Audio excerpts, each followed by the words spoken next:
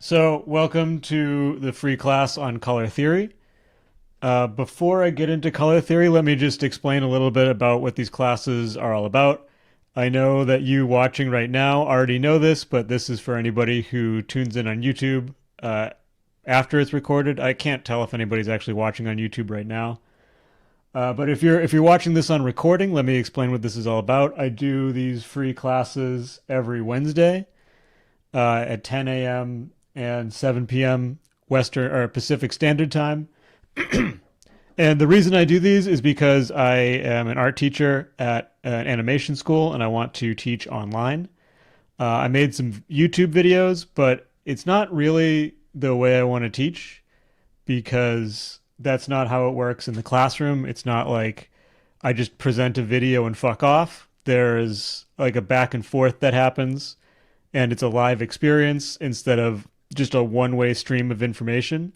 So I get a sense of what you struggle with and your questions, and just make sure that you understand stuff. These are not a course.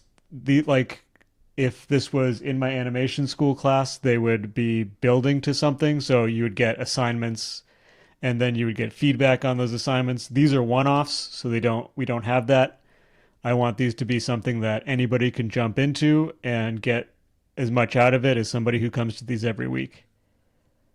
So with that out of the way, let's talk about color theory because that is the topic today. Actually, one more piece of housekeeping um, for people on mic. If you want to say something, please just interrupt me.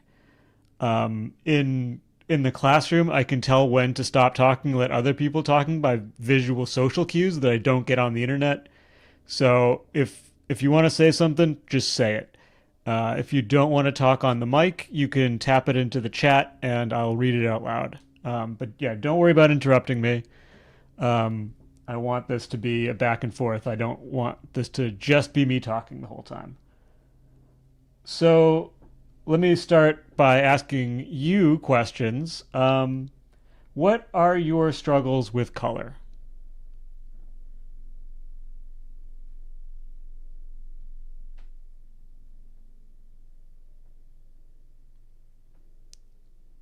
Or what do you find difficult when using color?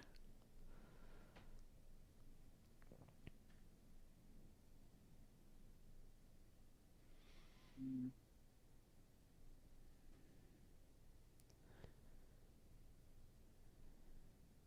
A little bit of everything.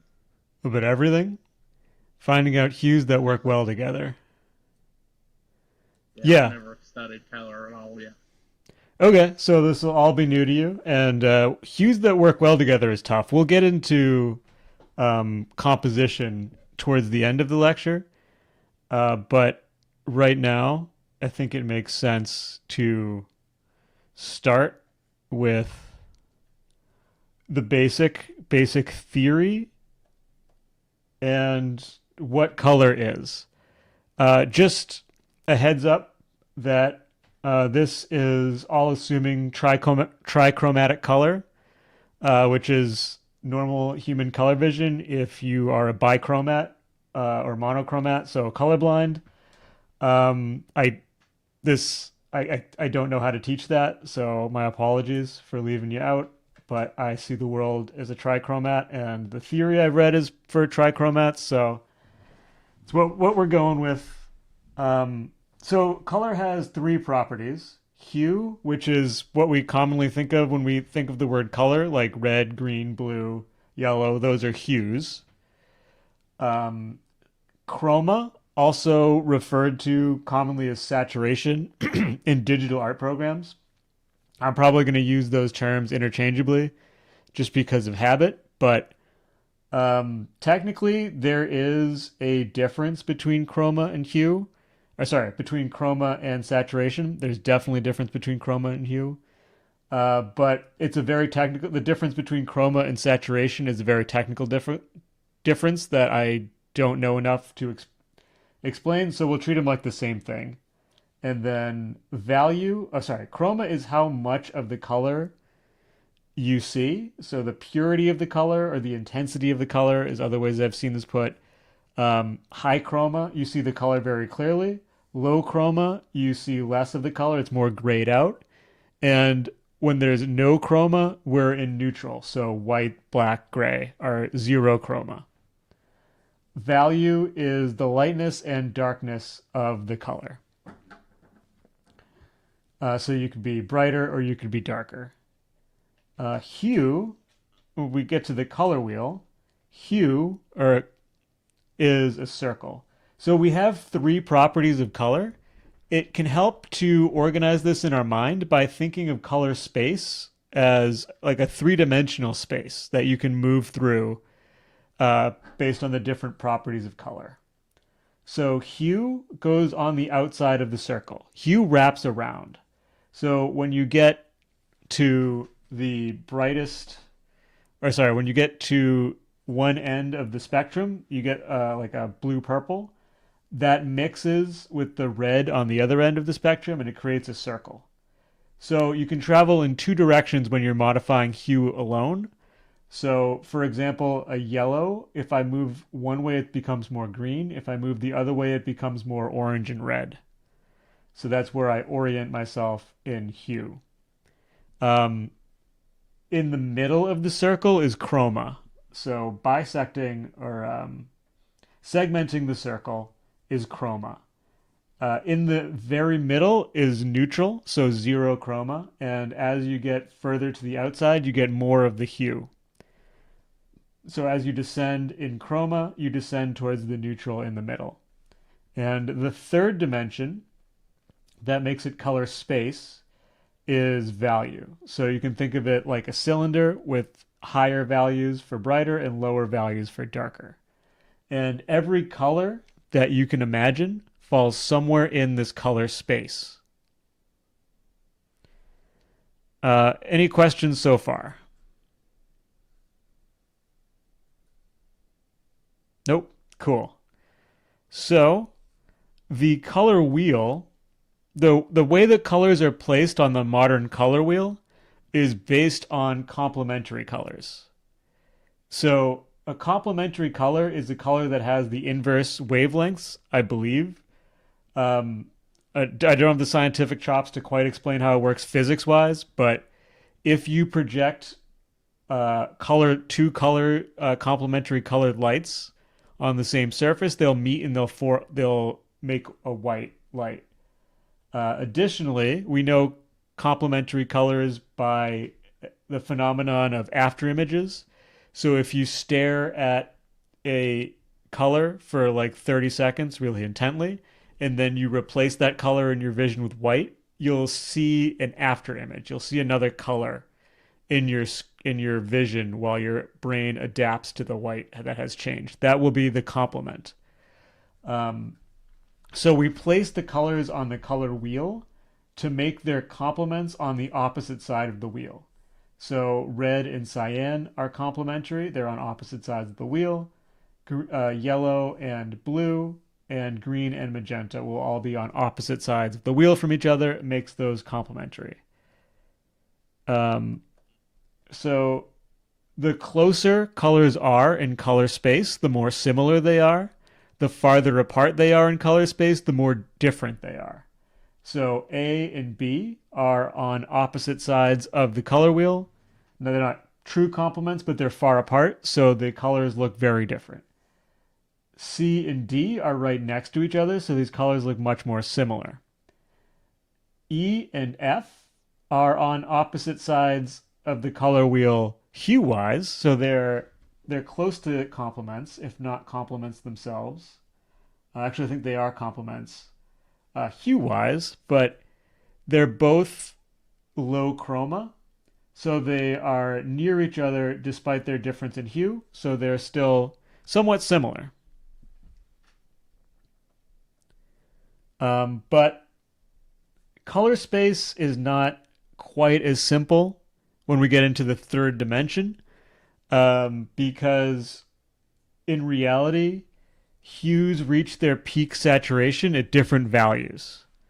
So in this example, the top brightness is all the brightest, but in reality, the brightest the most saturated blues are in lower values, while the most saturated yellows are in higher value.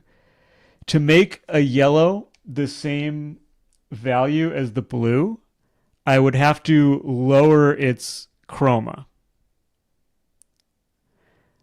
Yeah, I heard when I heard each color has a different value range, it actually blew my mind. Yeah, it's can be kind of tricky with this, but um,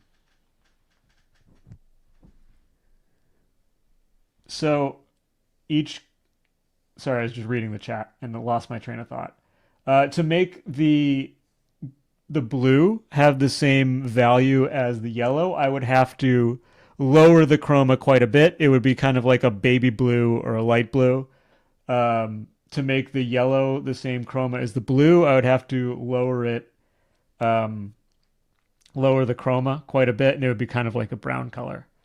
You can see this if you put a filter on a digital image of the spectrum, that some areas are darker and some areas are lighter. This is where they are in the value range when they're at their full chroma. So blue is dark at like a blue purple is at its dark is the darkest when it's at its full chroma. Yellow is the brightest, cyan is the next brightest, red is a little bit darker, green's a little bit lighter. Um, it's tricky, but you get used to it.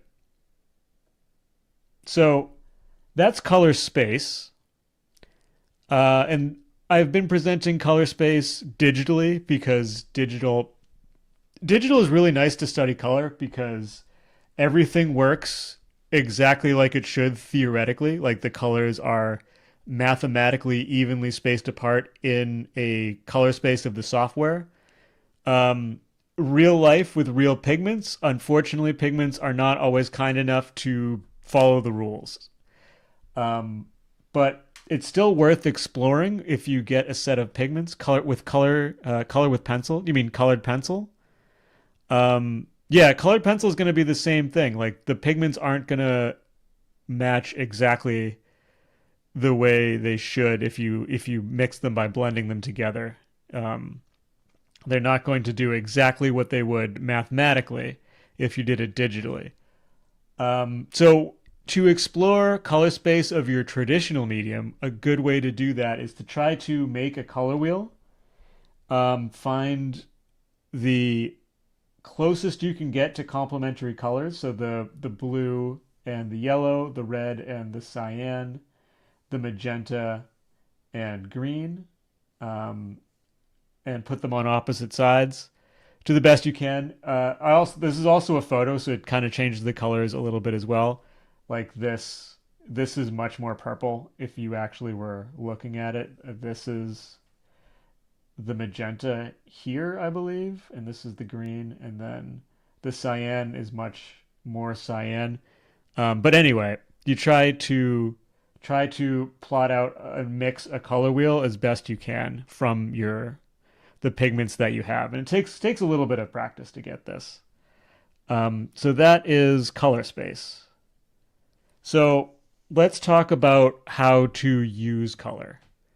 Um, the most important thing in color theory is not to think of individual colors, but to think of colors in relationship to the colors around them. Because we don't perceive colors objectively, we perceive them in relation to the colors around them. And though that's what you're trying to communicate when you communicate color, not individual colors, color relationships. I know I said that like 3 times in a row, but that's because it's important. So, to prove what I'm talking about, um, this color and this color, would you agree they look different?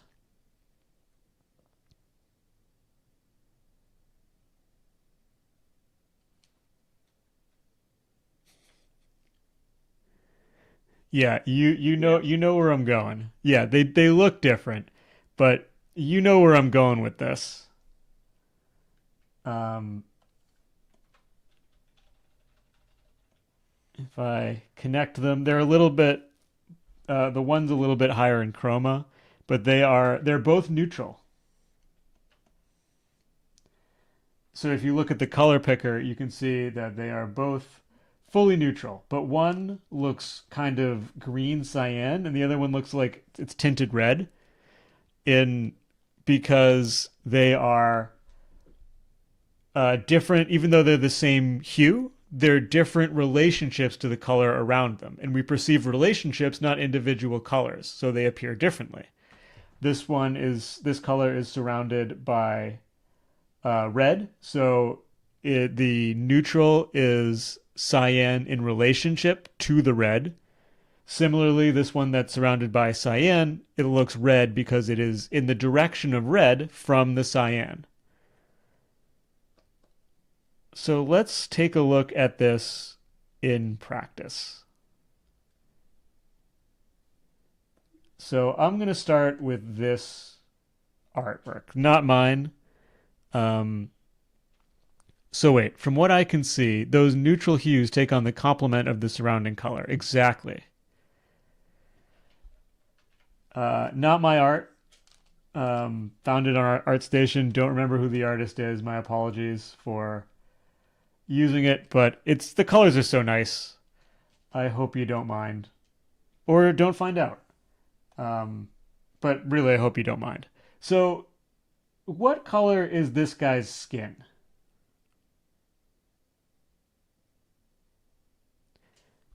And I don't mean in the painting.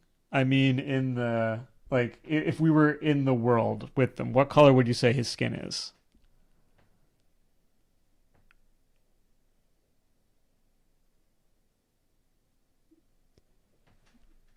Greenish. Greenish? You think he has green skin? Looks like some kind of desaturated turquoise. Blue. Sorry, maybe I phrased this wrong. Um, like the character himself, if you were in the room with him, you don't think he literally has green skin or turquoise skin.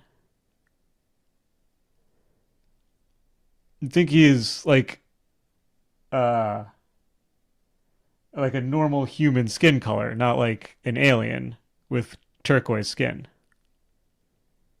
Does it read that way? It reads that way to me. Like this is a white guy. He's got like kind of that yellow pinky skin. No, but more a little peach realistically, but it's surrounded by but the surrounding objects are influencing it. Exactly. This is the point I'm trying to get to is that it looks like normal white guy pink yellow-ish skin, but it's the actual color is green. And the reason it doesn't look like he's an orc or something with green skin is because the colors around are all more blue or green. So this color for his skin is the most yellow red of the surrounding colors in the area with the similar light. So because relationally it's the most orange, yellow, red, it looks orange, yellow, red in relation to the greens around it, even though the greens and blues around it, even though it is, in fact, in the actual painting, pretty green. Like, if I take that green out of context, it's very, very clearly green. Let's do another one. So this one here still has my color picking from earlier. What color is the field here?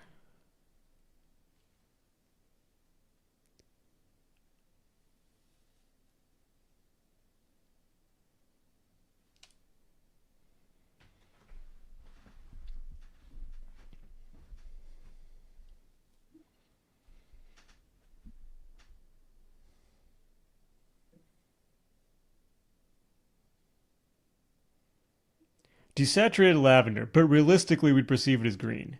Exactly, yeah. So it doesn't look purple when you're looking at it if you're not thinking in terms of color theory, but it is very much a desaturated purple.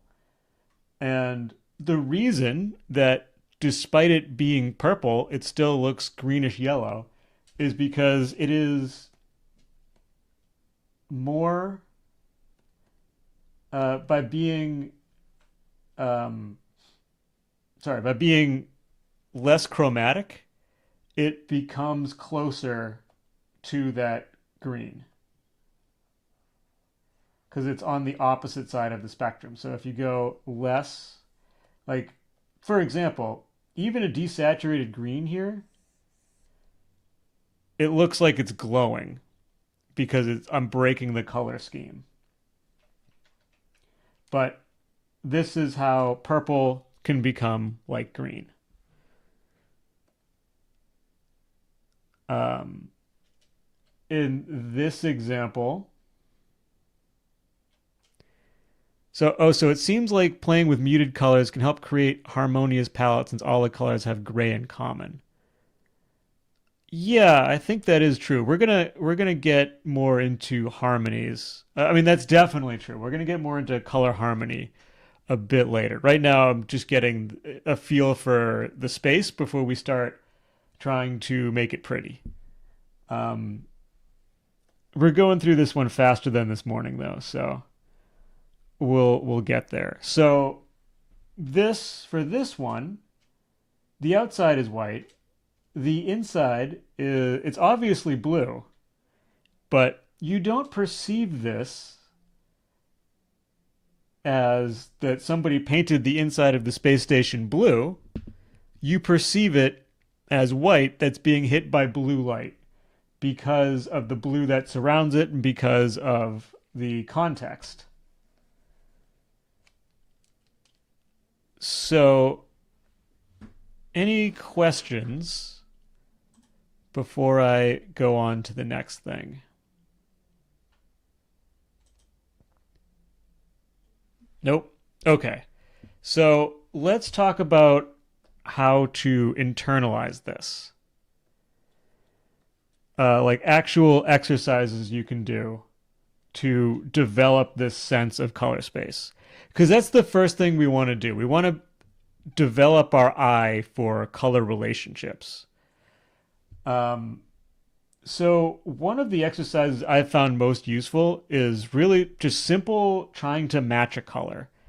Normally, I'm a big fan of doing your studies from life as much as possible. But with this, I actually like doing this digitally because of the precision of the color space, and you don't get um, bogged down in the technicalities of mixing paint.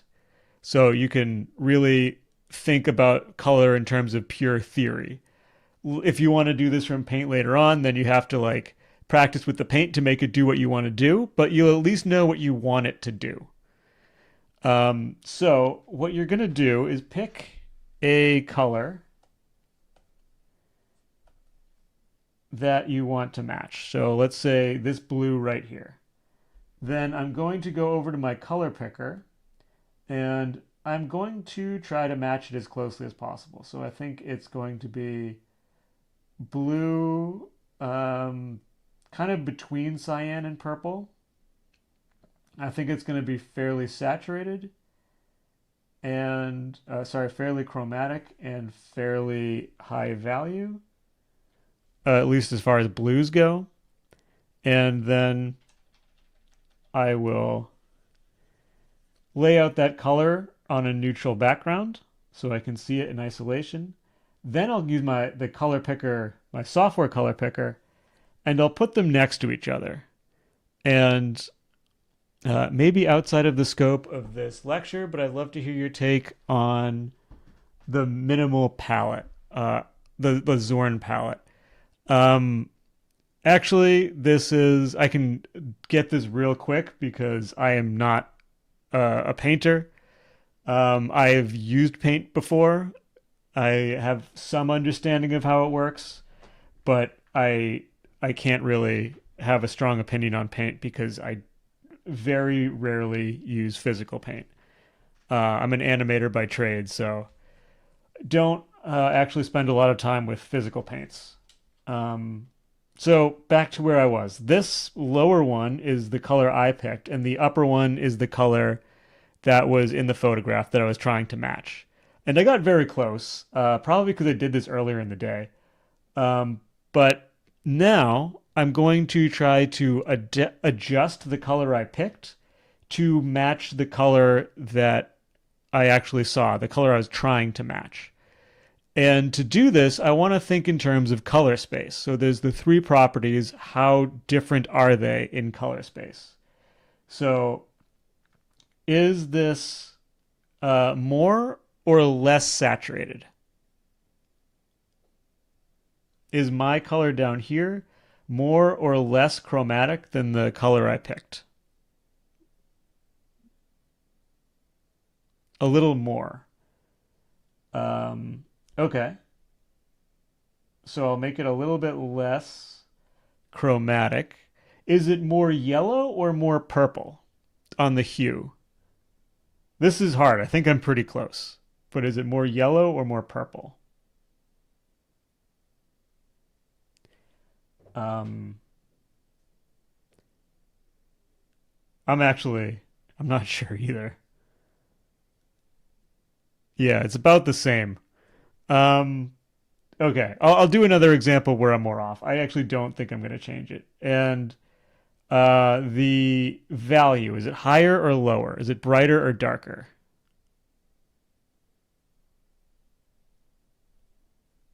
It's a little brighter, so I'll lower the value a little bit as well. And then I'll try mixing that color again.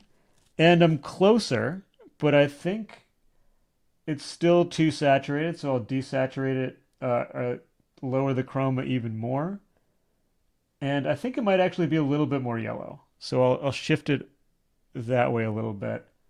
Yeah, a little bit brighter. I'll lower the value.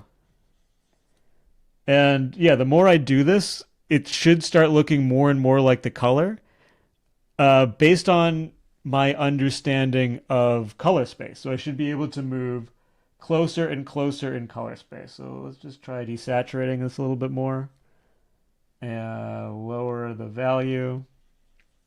And eventually it's going to be close enough that it's pretty indistinguishable. So let me try a little bit more difficult one. Let's try this color right here. And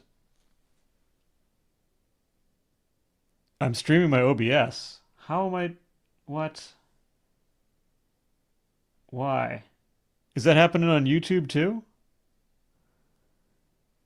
Um, well, anyway, I mean, you guys can see. I don't know what I can do about that, but you guys can see. Let me just find on YouTube. Okay. Wait. I think I know what I did wrong. Um, hold on. Sorry, I'm just for those of you on YouTube, I'm doing this on Discord as well. So the reason, and if you're wondering who I've been responding to as well, okay, that should fix that on Discord. Um, Sorry about that. Yeah, so I have, for those of you, why not plug this now? For those of you on YouTube, I have a Discord channel as well that I also stream these on. So come hang out. We have a nice crew. We have a really good crew right now of people who are serious about building their fundamental art skills. So if that's something you're into and you don't want to go it alone, come hang out with us. Anyway, and we do live streams every week, and I have a course coming up. But the plugs will happen at the end. Let's get back to this. So I'm going to try to pick this color, and I'm going to be a little bit off on purpose this time. Let's say I think it's going to be pretty yellow. I'm not streaming anymore on Discord. What? Okay. I have my virtual camera on. Oh, there we go. I see it now. I don't know how that happened, but okay. So let's say I pick my color, and this is my color. And now I'm going to color pick, and I'm going to put them next to each other. I put the other one above. I was not off as much as I was trying to be. Um, let me try that again and get it more wrong. Uh,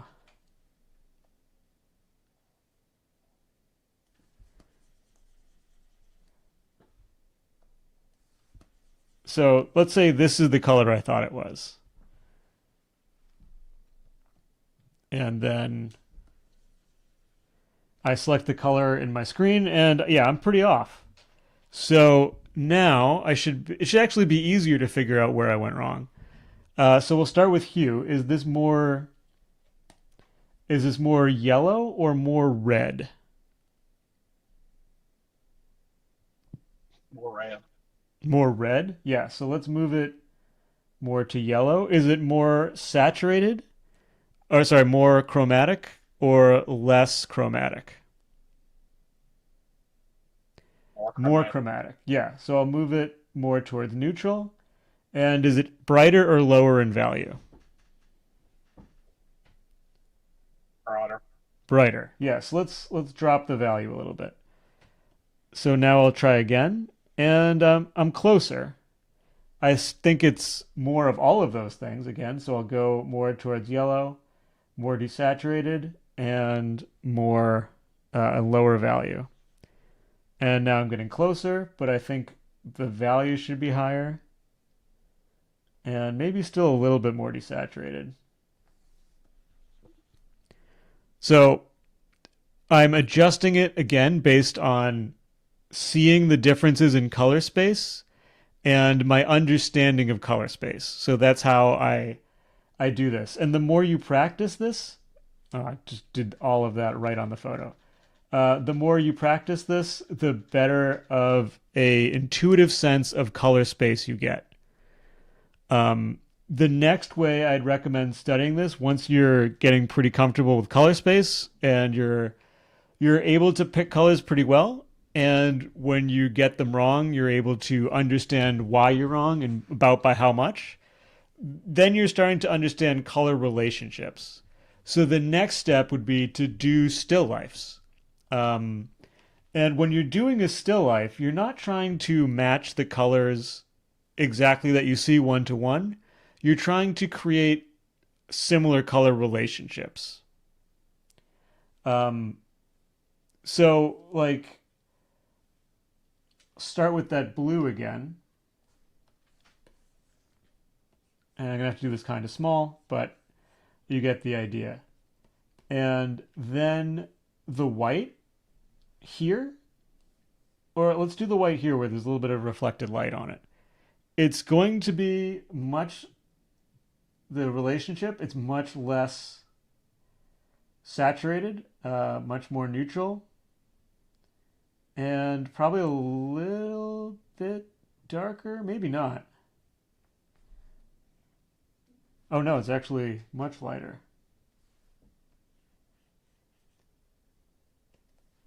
And maybe a little bit less saturated.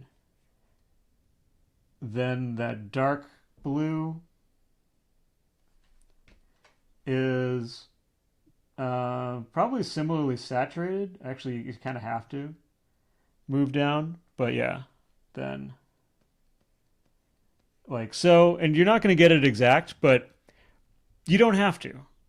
In fact, there is no exact. It's your interpretation of color.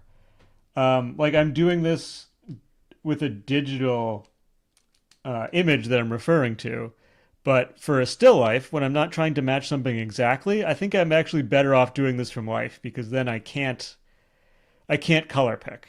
I have to go with the colors of my eyes.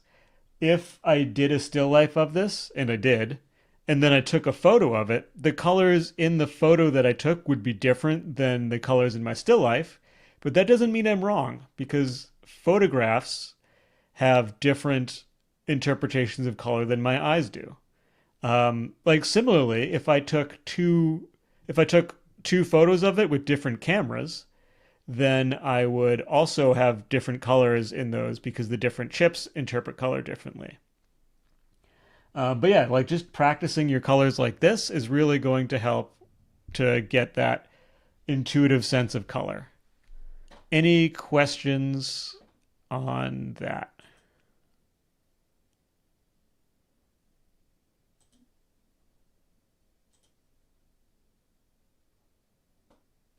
What about using monochromatic color, where you paint something using a singular color and only adjust value and saturation? Yeah, that's that I think that would be a good exercise too. It's not something I have a lot of experience. How do you get color with wood pencil? It's only gray. If it's only gray, you don't. I don't know what else to say about that. Um, yeah, so like adding you're basically if you're doing monochromatic, you're basically doing a value scale with one extra element, which in a way makes it easier than having to also juggle hue and value and saturation.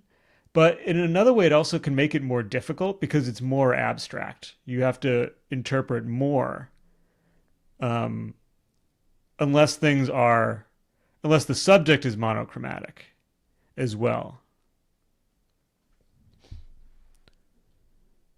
I feel like this isolates hue, so it allows you to understand color relationships better.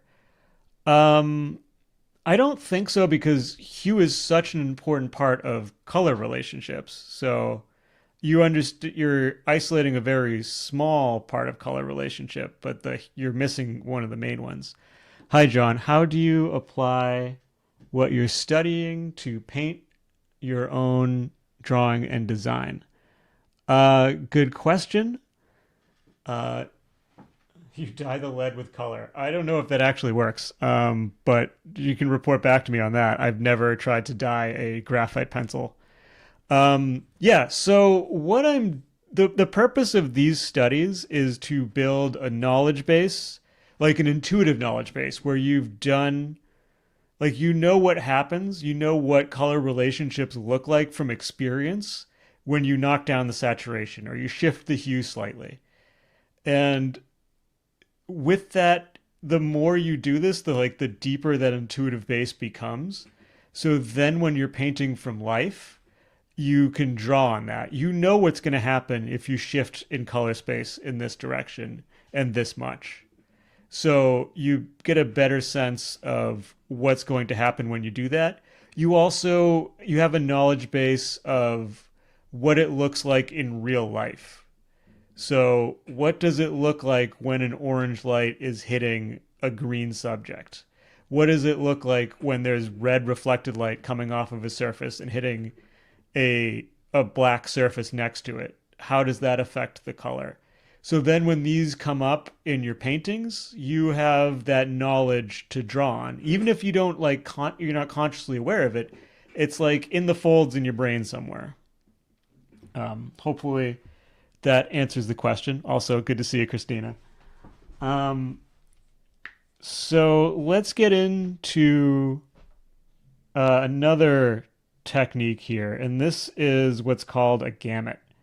So this is a good way to test your knowledge of color and to simplify this into relationships. So a gamut is where oh my God, gamuts forever elude me. I never understood gamuts. Yeah, gamuts, they take some practice. And to be honest, I'm not that great with them either. But for a gamut, what you do is you limit the color space, which sounds simple enough, but this actually affects everything else. So when you limit the color space, what's actually happening is you're shifting what neutral is because you're changing the color relationships. So normally neutral is over here, but neutral is going to be in the middle, so my neutral is going to shift over this way to red. Um, so I don't have the painting chops to just do a nice gamut in front of you in like 5 minutes right from a color wheel. But I can show you one that I've done before. So in this painting, I oops, I took this still life and I created a red gamut. I shifted all of my colors towards red. So I took the neutral gray here and I made it slightly red. I made everything else slightly red, and now they look like the same colors under different light, hopefully. Hopefully I did a good enough job. What do you mean? Um, oh, you're replying to Rob. Okay. Yeah. So if I compare the neutral in in the photograph, it is neutral. In this one, it's slightly red. So the everything else gets shifted slightly towards the red, so the blue becomes a bit more purple. The white becomes a bit more orangey red, etc. This was more yellow. Now it's more orange and red. So everything is shifting in that direction. Um, so how do I apply this when I'm painting? Like something from imagination. I want to think in terms of color relationships, not the color, not like the local surface color. So let's say I'm painting a guy who he's outside, the sky. Let me get a new layer for this. So the sky is blue.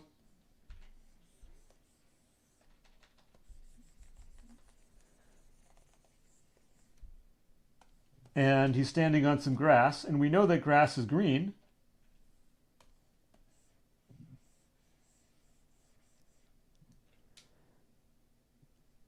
And uh, he lives in a yellow house. So the house is yellow.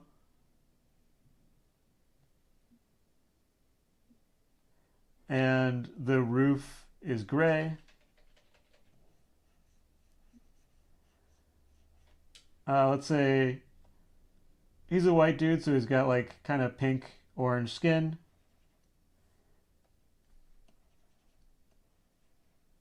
And he's wearing a white shirt and blue jeans. So all of these colors work for their subject individually, but I haven't really been considering their relationships at all. And as a result, it looks pretty dumb. This is like little kid painting 101. Um, so let's consider things in terms of relationship and make it better. So we'll use the same blue. I'll desaturate it a little bit so it's not quite so blue. And now the green, keep it somewhat limited. The green, I just move the color in the direction of green. So if I bring my color wheel back,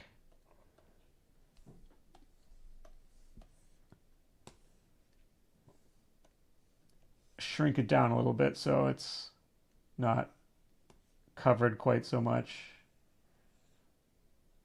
Um, so if I'm going in the direction of green, that's going to be this way. I don't have to go all the way to green. I just go in that direction. So that's going to be, let's say, maybe make it a little bit more green than that, and then desaturate it a little bit. And there's my green grass. Give it a little bit more value, or a little less value. Um, then the yellow house. So if I move from this blue towards yellow, I'm actually going to desaturate it. So if I take this and I just desaturate this a lot, the house already looks a little bit yellow. Maybe I want it to be a bit more yellow, so I'll bring it around to a yellow green and give it a little bit of saturation. But it ends up looking pretty yellow. That gray, technically the term for what you did is hue shifting. Yeah, hue shifting and gamuts I think are kind of the same thing. So the gray, because I've shifted the neutral, gray is going to be like here, and dark, maybe not quite that. That's getting kind of blue. There we go. And then our guy's skin is, I'll do the same thing. I'll make it a peachy color, but extremely desaturated. And brighter. Too bright. There we go. And then his shirt is not going to be white. It's going to be slightly blue.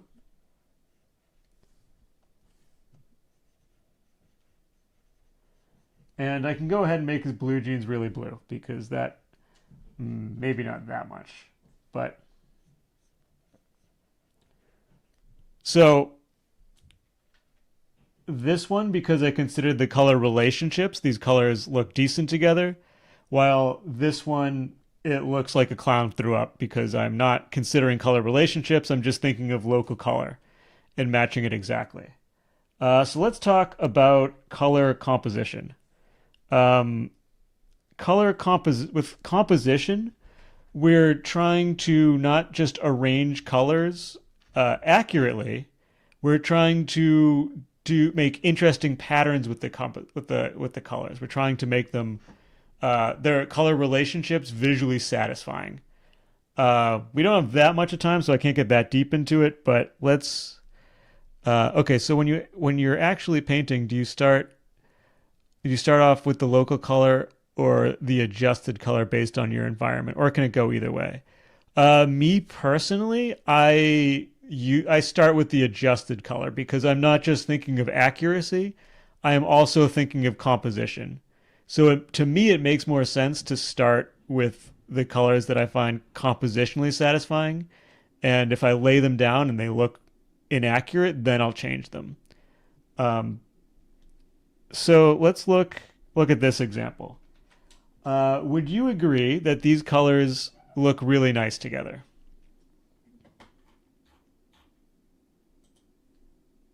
Yeah. So these colors work well because they're harmonious. They're all within the same, they're all within a similar area in the color space.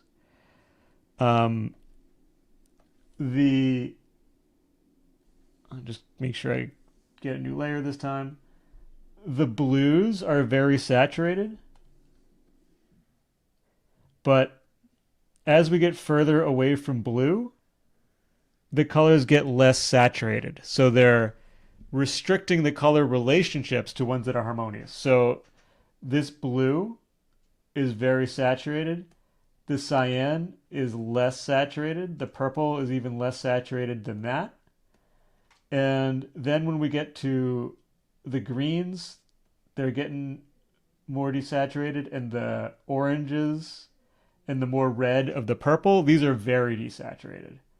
So we've limited this to an area, and because they're all similar, this reduces contrast.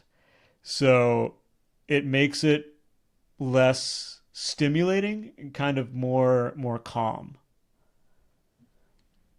So with this painting, I think the colors are also very nice together. They're harmonious, but there's also some contrast as well. This one is it's more stimulating, more like, I guess, exciting, the more contrast than the last painting. This one, uh, they're like the yellow here, especially this yellow is really jumping out at you. So this one is a gamut as well, but it is a gamut where you have yellows and blues. So you have two, and I guess the middle as well. So you have the two harmonies, but they are contrasting harmonies because remember these are opposite sides of the color wheel. So you have these, and they're not going to be that chromatic because this is an oil painting. So you can't get the same level of chromatism that you can digitally, but you're going to have these pretty chromatic for oil painting yellows here, and you're going to have some pretty chromatic blues. Or I guess the blues aren't that chromatic. They're less chromatic. The yellow's the really chromatic one. But you won't see, and then you'll have neutrals. And even the neutrals are more yellow or blue. You're not going to see much in the way. You won't see any reds. You won't see any purples or greens unless they're like close to blue or yellow, and they're neutral. So we have the two opposite ends of the color wheel harmonizing and contrasting against each other. So I have one more. And this one is also, I think, really nice uh, color arrangement. Yeah, those colors go hard. So this one, I think this is a very nice combination of harmony and contrast, and a limited gamut. So this one's, it's pretty much the same idea, or a very similar idea to the painting on the ship that we just saw, that Sabbath at Sea, where you have this color range and this color range, and but instead of being like on complete opposite ends of the color wheel, they're still harmonious, so they can blend together a bit more. So you have this red here, which is fairly chromatic, and then you have on the other end of that, you have the blue purple, which is fairly chromatic. And then when we go to the colors in between, they are less chromatic. So as we get between them, it gets less chromatic and then more chromatic at the extreme ends of this. So because you have these colors that are far apart next to each other, you get that really nice color contrast that really pops, that go hard, as Rob put it. And then you balance that out with some more muted color harmonies as they blend together. Really pretty, really strong colors. A big fan. Um, any other thoughts? That's all the material I wanted to cover. Anybody have any more thoughts or questions?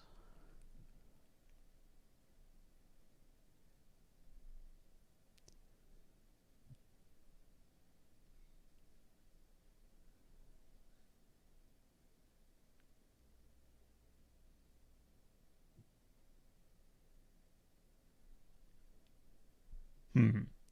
No, I think that was definitely helpful, though. I will have to study some gamuts for sure. Yeah, gamuts, it takes practice. Oh, actually, that reminds me. One trick that helps when you're studying gamuts, you can kind of cheat, is to take a photo in a digital art program and you make a layer with the color you want to create a gamut for, and you set that layer to color. Right now, it makes it monochromatic if I do this at 100%. If I lower it, the lower the opacity goes, the more or the less strong the gamut is. And then I can just pick these colors. And it's kind of a cheat way to study a gamut. I don't think it looks particularly good. I'd still tweak these on my own. I think it desaturates the colors that aren't the gamut colors too much, but it's up to you. It's just a little trick to help you see a gamut. I think it helps because it shows you what directions the colors are moving in the wheel. Yeah, definitely. Um, I agree with that. It's helpful. It's not enough on its own. That's my thoughts on it. Like if you just did that, it looks like a Photoshop filter, but you can use it to inform your choices. So it's a little bit of a cheat. So before we wrap, I did promise some promo. Um, so these lessons are not a course. They're not a class. They're not what I would do in tutoring. So the business here, I want to give away as much art knowledge as I can for free. Like I said, I want to take the teaching I do in real life in the animation school, and I want to bring it to the internet because I think there's a lot of bad art information out there that needs to be corrected. So I want to give away, and I want is to be able to produce as much content and give away as much as possible for free. But we live in a capitalist society, so I eventually need to start making some money off of this. So there is a business aspect of this as well.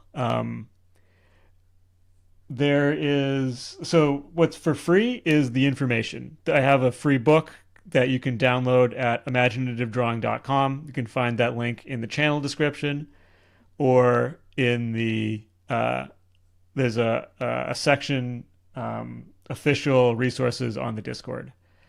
Um, there's YouTube videos which are obviously free. There's these free classes. What I do charge for is time, like working with people one on one.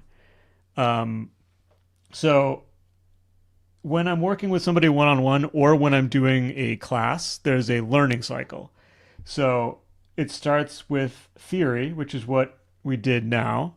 And then I mentioned exercises to help you learn. And so that would be part of it as well. So there's exercises. And then I like to give a project, which is like a more finished piece than just doing still lifes that puts this to the test. Um, and this is what I do in real life in my animation school classes as well. So, and then I'll do demos. So you get a sense of how I would do the exercises or the projects. And then you work between then and the next time you see me, usually once a week. That's what most students go with. And you bring your work to me next week. You get feedback, and we go over theory again. So something new, or we expand on the theory to make sure you're getting it. And this repeats until you get better and better at drawing. Um, I the thing that I do have to promo is I have a free course that I'm going to be releasing in less than a week. Next Monday, February 7th, you'll have access to that. It's got videos, it has exercises, it has a project, it has demos, it has all of this stuff. And if you come to my Discord, I will do my best to give everybody who submits feedback. No promises. I have other stuff to do, but while I have the time, I will do what I can. And I'd really, really love to see people get good from doing this course. And then you will tell everybody that this course worked, and then other people want to do it, and it will build. And hopefully, I can start getting enough interest that I can start doing paid courses where we'll do more advanced stuff and follow this learning cycle. So you have a class, you get theory, you get projects, and instead of just being on your own, you're working together with other people. The other thing about this course is that it takes the theory from the classroom, but it also takes as much of the structure from the classroom as I can in a free online product. So it gives you an example of good study habits, which is probably one of the biggest problems that self-taught artists have is if you're on your own, there's lots of information out there, but no one really teaches you how to study. So this gives you an example of how to study that's effective and that will keep you going. And then you can apply it to other theory on your own if that's what you want to do, or you can take courses or mentorships to get to more advanced topics and have that one-on-one feedback to really help you along. Um, so thanks for sticking by through the advertisement at the end. Thanks for coming to the class. Just to recap one more time, there's a Discord. If you're watching this on YouTube, you should join. Come hang out with us. There's a free book you can find on the Discord or on my website, and you can book me for mentorship on the website. We do these free classes every Wednesday at 10 a.m. and 7 p.m. Pacific Standard Time. Take a deep breath. I had a mentorship thing right before this, so I've been talking for like 2 hours straight. Thanks for coming out. Night, everybody. Good night.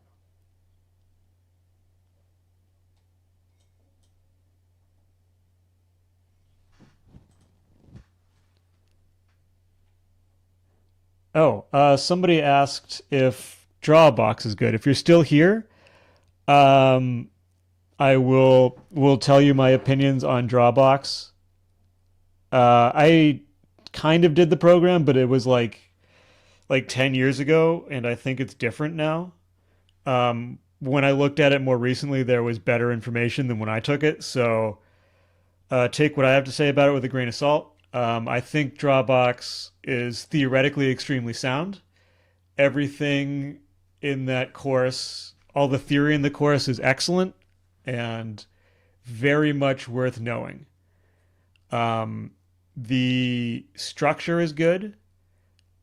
The issue I have with Drawbox is that it's very monotonous, I would say. It's very focused on one thing exclusively.